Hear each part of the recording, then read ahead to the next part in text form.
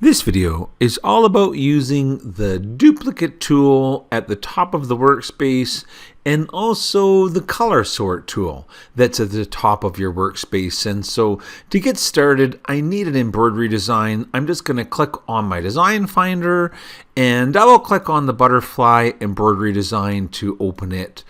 And now I'm going to select that design and just use the icon at the bottom of the transformation window to ungroup.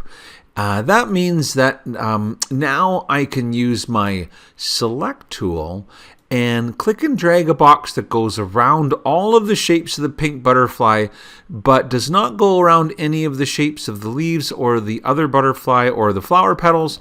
And so I'm able to select the pink butterfly.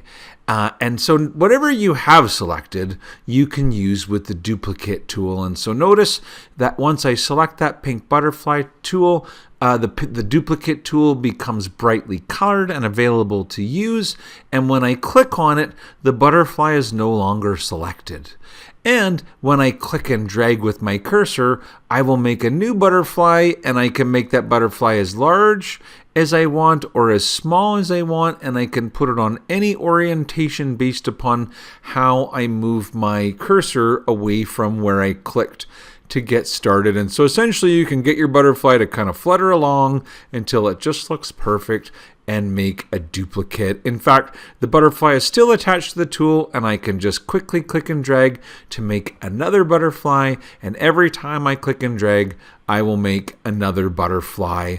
Eventually you will be done making butterflies, and it's right click is the easiest way to stop making butterflies, and that will take me back to your standard sort of select mode. And so now that I've made this small swarm of butterflies, you'll notice that the color stops at the top have been repeated, because every time I duplicated the butterfly, it put down a series of pink colors in a row.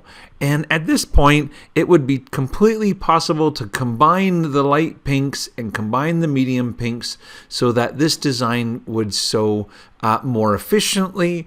And so to accomplish that, we can talk about the color sort tool. So that is the second tool that we'll talk about in this video. Right beside the duplicate is the color sort tool. And essentially, when you have a design like this that has used colors multiple times, simply clicking on color sort allows the program to combine all of the light colors, and it will tell you how many color stops were removed. And so now you can see that when the design sews out, it will sew all of the light pink in each butterfly before moving on to the dark pink and other pinks of each butterflies. And the dotted lines that you're seeing right now, if you turn on 3D, will not show. Those are simply after the machine stops and trims and jumps to get to the next area.